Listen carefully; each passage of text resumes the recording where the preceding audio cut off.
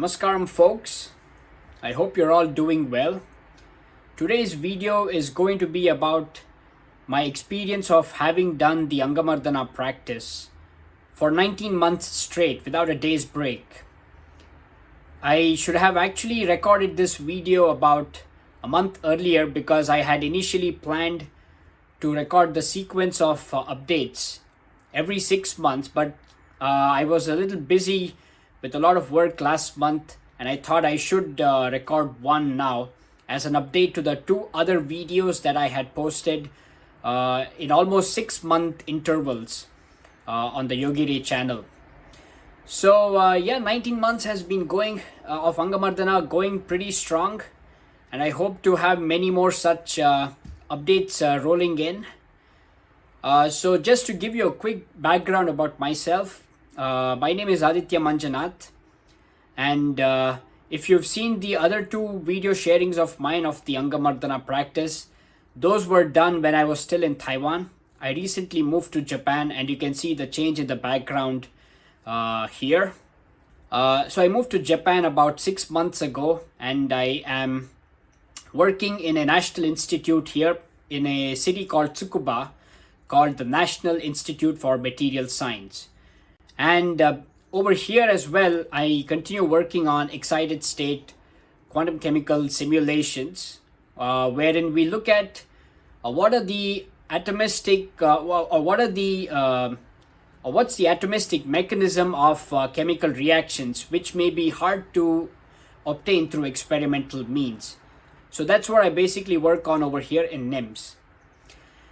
So let me get back to the Angamardana part of it.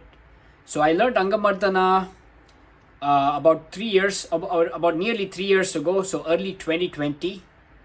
Well, actually 2.5 years ago, early 2020. Mukul was my instructor. He is the founder of an initiative called Yogi. He's an Isha Hatha Yoga teacher.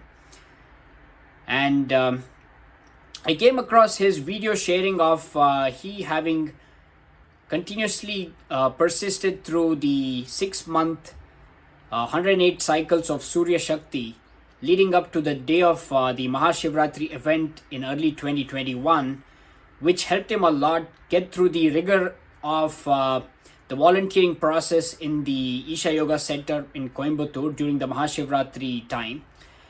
And that also helped him climb up and down the Veliangiri mountains surrounding this ashram quite effortlessly.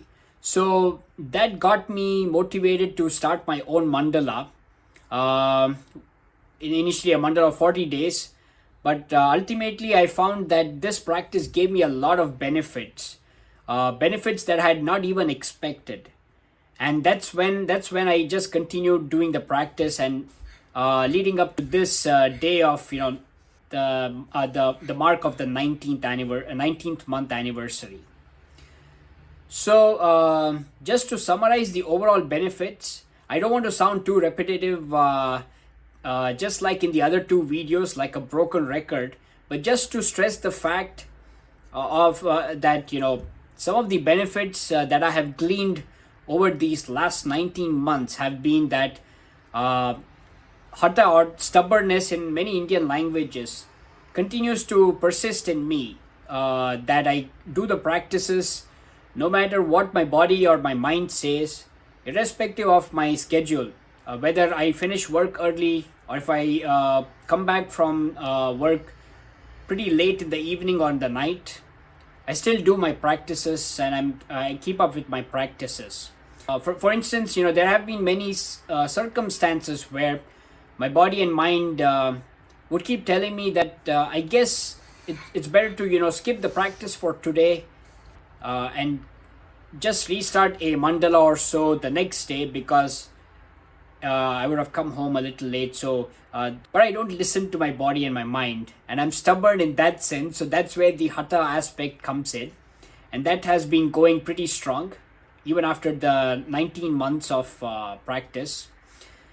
And yes, it's been pretty challenging at times, but I have gritted my teeth and have gone through that because I am committed to my practices.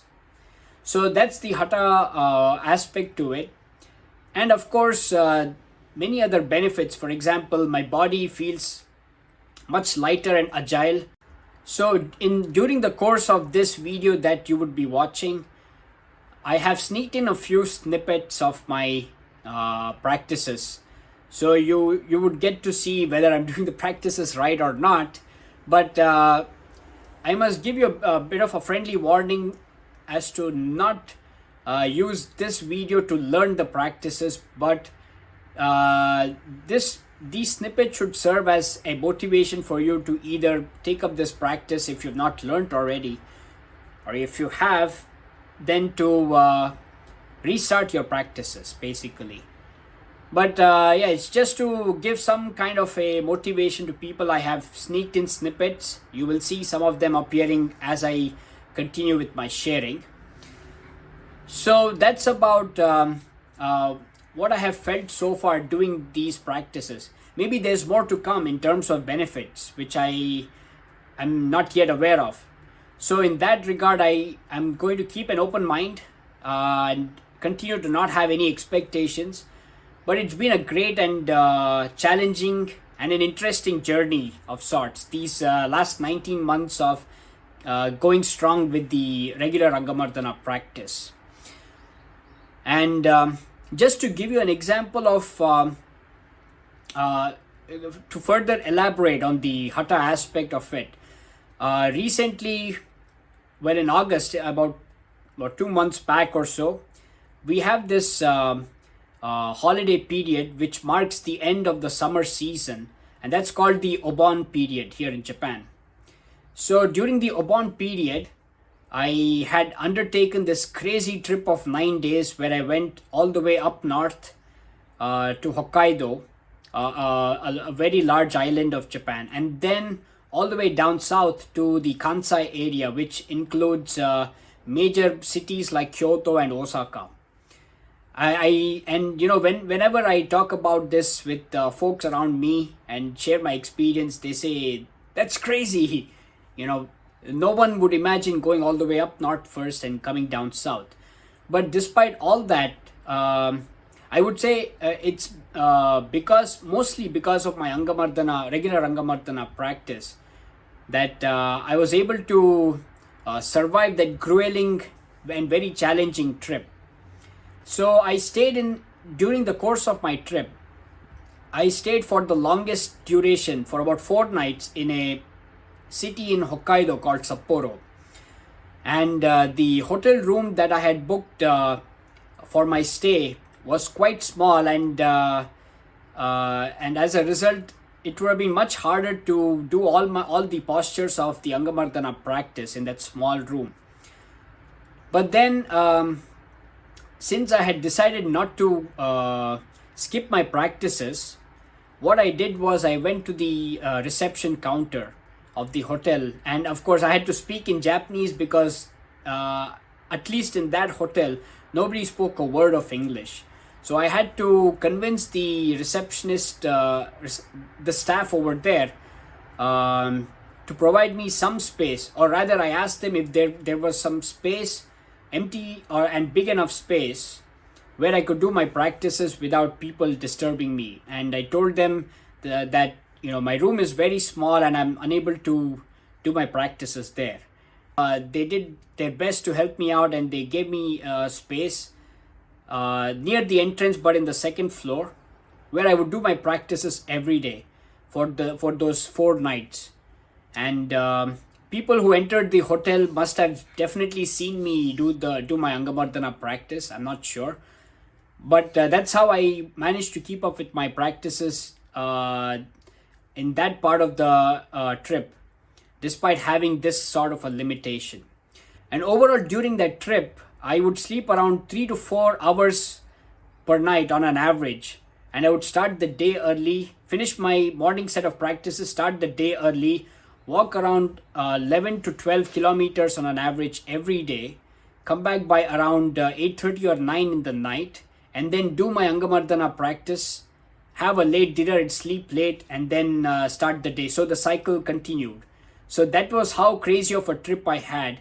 And I guess it's predominantly due thanks to Angamardana that I was able to undertake such a grueling trip, a fun and interesting but a very challenging trip overall.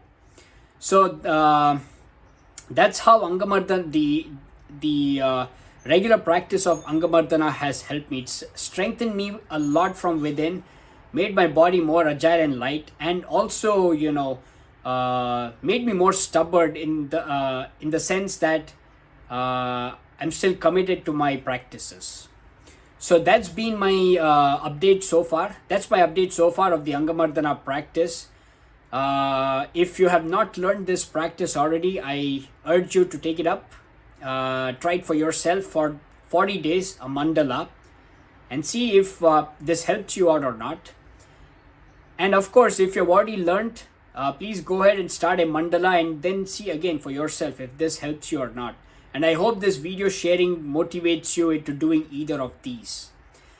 If you would like to learn the Angamardana practice, you can search on the Isha Hatha Yoga Teacher or the Isha Program Finder website where this is being offered. Most likely it can be in a city near you.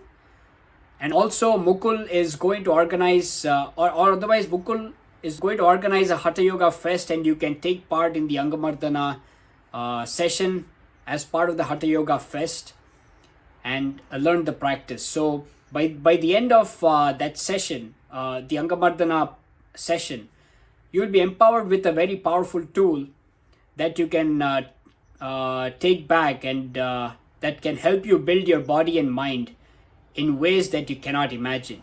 So I hope you have enjoyed my crazy sharing, and I hope to keep up with my practices for the many more months and years to come.